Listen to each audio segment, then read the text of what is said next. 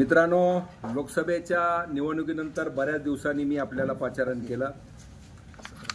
वास्तविक पाहता माननीय श्रद्धेय बाळासाहेब आंबेडकर साहेबांनी मी नेहमीच बोललेलो आहे, 13 वर्षात मला कोणी न्याय सेनेत मिळाला नाही, तो माननीय आंबेडकर साहेबांनी मला दिला, त्याच्याबद्दल मी त्यांचं आयुष्यभर शतशः ऋणी आहे। मध्ये साहेबांनी नाशिक आणि लोणावळा या ठिकाणी जे लोकसभेला उमेदवार महाराष्ट्रात उभा केले होते वंचित बहुजन आघाडीकडून, त्या सर्वांच्या 2 ठिकाणी मीटिंग घेतल्या, आम्ही त्या दोन्ही अटेंड केल्या।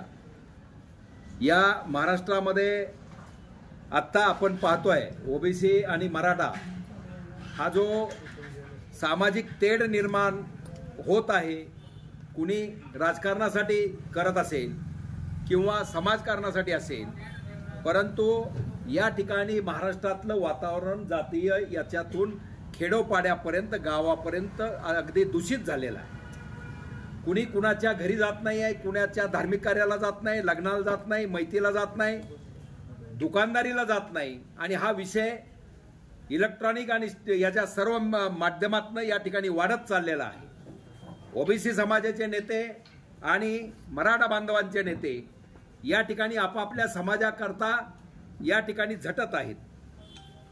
या ठिकाणी माननीय श्री जरांगे पाटील साहेब यांनी गरजवंत मराठ्याचा लढा यासाठी वेळोवेळी उपोषण केलेले आहेत, आंदोलन केलेले आहेत। यापूर्वी मराठा बांधवांनी 52च्या वर या ठिकाणी मोर्चे काढले, आंदोलनं केली, कुठेही गालबोट लागला नाही। अनेक लोकांनी या ठिकाणी आत्महत्या केल्या समाजासाठी, याची कुठेतरी दखल घेतली पाहिजे। या दृष्टिकोनातून आमचे जे वंचित बहुजन आघाडीचे सर्वसर्वा श्रद्धेय बाळासाहेब आंबेडकर साहेबांबरोबर 2 वेळा मीटिंग झाली। मी लिंगायत समाज म्हणजे ओबीसी मधनं असताना सुद्धा मला छत्रपती संभाजीराजे प्रणित देशव्यापी नोंदणीकृत संघटनेचा एक मराठा लाख मराठाचा मी अध्यक्ष आहे। या ठिकाणी काम करत असताना आमच्या ज्या भावना आहेत, आम्ही 34 वर्ष पोलीस खात्यात होतो, सर्व धर्म समभाव, सगळा समाज आमचा या ठिकाणी एक आहे, एका आईची आपण लेकरं आहोत, या देशात राहणारे यांचे प्रश्न हे सामंजस्याने एकत्र बसून मिटले पाहिजे, सर्वांना समान न्याय मिळाला पाहिजे। या दृष्टिकोनातून आमचं आयुष्य या ठिकाणी खर्च केलं। 40 वर्ष या ठिकाणी छत्रपती शिवराय आमच्या काळजामध्ये आहेत। आणि असं आहे, असं असताना आपण पाहिलंय मनोज जरांगे पाटील साहेबांचं आंदोलन चालू असताना आम्हाला मुख्यमंत्री साहेबांकडून या ठिकाणी 10 लक्झरी गाड्या आणि हे पंढरपूरहून साठे साहेबांनी फोन केला, आम्ही पाठवत आहे। आम्ही लाईव्ह घेऊन त्यावेळेला नकार दिला। शिवसेनेनं पक्षानं मुख्यमंत्र्यांनी आमच्यावर कारवाई केली चालेल, परंतु मराठा बांधवांना जोपर्यंत आरक्षण करा उपोषण त्यावेळेला जरांगे पाटलांचं चालू होतं, आम्ही दसरा मेळाव्याला गेलो नाही। आमच्या दीपक भैयाचा वाढदिवस आम्ही लाईव्ह मध्ये सांगितलेला आहे। आत्ता आम्ही बोलत नाही किंवा कुणाची मतं पाहिजे म्हणून बोलत नाही, पण समाजामध्ये जो हा वाद निर्माण होत आहे तो कुठेतरी संपवावा, आणि ती संपवण्याची ताकद वंचित बहुजन आघाडीचे सर्वसर्वा श्रद्धेय बाळासाहेब आंबेडकर साहेबांमध्ये आहे, कारण ते डॉक्टर बाबासाहेब आंबेडकरांचे नातू आहेत। आणि या देशाला ज्यांनी माणूस जगण्याचा अधिकार ज्या बाबासाहेबांनी घटनेअन्वये आपल्या सर्वांना दिला, त्यांचे हे नातू हे या ठिकाणी यातनं मार्ग काढू शकतात, असं आमचं मत आजही आहे। आम्ही या ठिकाणी त्या दृष्टिकोनातून साहेबाकडे पाहत होतो, परंतु वास्तविक माननीय आंबेडकर साहेबांनी या ठिकाणी जरांगे पाटील असतील, मराठा बांधवाचे नेते असतील, ओबीसीचे कुणी भुजबळ किंवा लाखे साहेब किंवा बाकीचे कुणी असतील, या सर्वांना सरकार बाजूला ठेवा, परंतु आंबेडकर साहेबांमध्ये ही ताकद आहे होती की त्यांनी या दोन्ही समाजाच्या नेत्यांना एकत्र बसवून या ठिकाणी यातनं मार्ग काढला पाहिजे होता।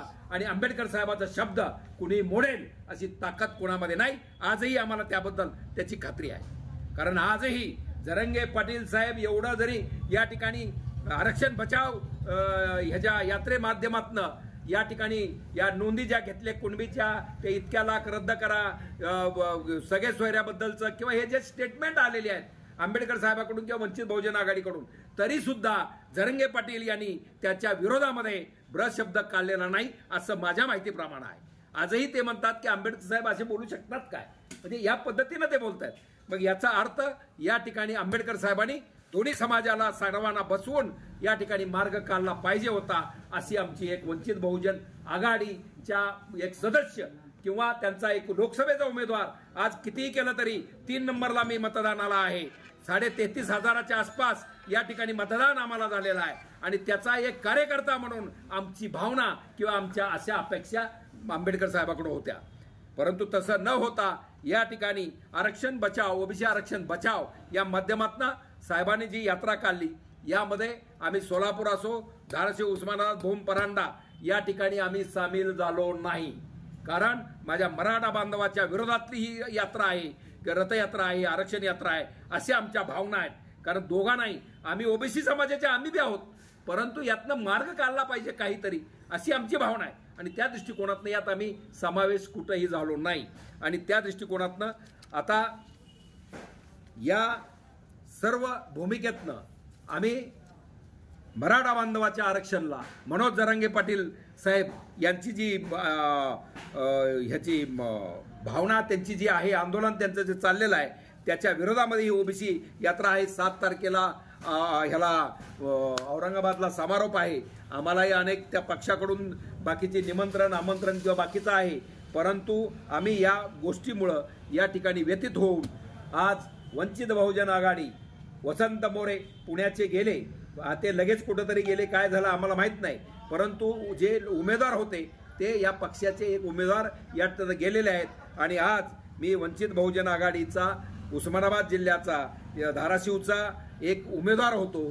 3 नंबरला मी आहे. कितीही मतं कमी असली तरी 33,500च्या आसपास मला मतं मिळालेली आहेत. आणि मी आज वंचित बहुजन आघाडी त्यांचं मी शतशः आंबेडकर साहेबाचा ऋणी आहे. त्यांनी स्वतः हेलिकॉप्टरनं स्वतः आले, धाराशिवला आले, बार्शीला आले, सभा दिल्या. सुजात आंबेडकर साहेबांनी 2 दिवस माझ्यासाठी घालवले. मतं काय पडली नाही, का पडली नाही तुम्हाला माहिती आहे. वादळ काय होतं, दिशा काय होती, मुस्लिम दलित बांधव घाबरलेले होते. जरांगे पाटील साहेबांमुळे मराठा बांधव या ठिकाणी नाराज होते. याचा सगळा त्या वावटळीमध्ये आम्ही सापडलो आणि त्यामुळे आम्हाला ही मतं या ठिकाणी कमी मिळेल. तरी सुद्धा आम्ही हार मानलेला नाही. या त्या सगळ्या निवडणुका असतील, आमदारकी असेल, या ठिकाणी पर्याय देण्याचा प्रयत्न आम्ही करणारच आहोत. त्यामध्ये तिळमात्र शंका बाळगायचं कारण नाही. कारण या दोघांचंही मनगट पकडायची ताकद भाऊसाहेब आंदळकरांमध्येच आहे. इतर कुणीही किती काय छक्केपंजे करून बोललं तरी त्यांना शक्य नाही. फक्त भाऊसाहेब आंदळ कुठल्या माध्यमातून पुढे काय होईल हे सांगता येणार नाही. ज्याप्रमाणे वंचित बहुजन आघाडीचा अटम बॉम्ब पडला, त्याचप्रमाणे दुसरा काय अटम बॉम्ब पडेल हा विषय वेगळा आहे. पण या आमदारकीला सुद्धा मी या ठिकाणी आपली ताकद दाखवली. हार जीत होत राहते.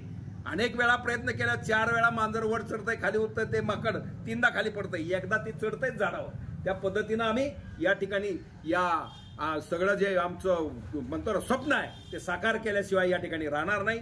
आणि आज मी वंचित बहुजन आघाडी या पक्षाचा श्रद्धेय बाळासाहेब आंबेडकर साहेबांचा शतशः ऋणी राहून या ठिकाणचे बरेच त्यांचे नेते आहेत, त्या सगळ्यांचे मी आभार यामध्ये मानलेले आहेत. आणि त्या दृष्टिकोनातनं मी आज या ठिकाणी जी मराठ्यांच्या विरोधातली थोडक्यात भूमिका बाळासाहेबांनी स्वतः दोघाला बसूनही मिटवणं गरजेचं होतं, परंतु तसं न होता हे मंडल आयोगाचं वगैरे सगळं बाळासाहेबांची काय म्हणतं पायाची धूळ आम्ही असो हा विषयच नाही. पण या ठिकाणी ती भूमिका मला वाटतं की थोडी चुकीची आहे असा माझा या ठिकाणी म्हणणं आहे. आणि त्या दृष्टिकोनातनं या ठिकाणी मी श्री जरांगे पाटील आणि मराठा समाज यांच्या मागण्याच्या दृष्टीच्या विरोधातली या ठिकाणी आरक्षण रथयात्रा काढली. त्यात मी सामील झालो नाही आणि याचा निषेध म्हणून मी वंचित बहुजन आघाडी या पक्षाचा सदस्यत्वाचा राजीनामा दिलेला आहे.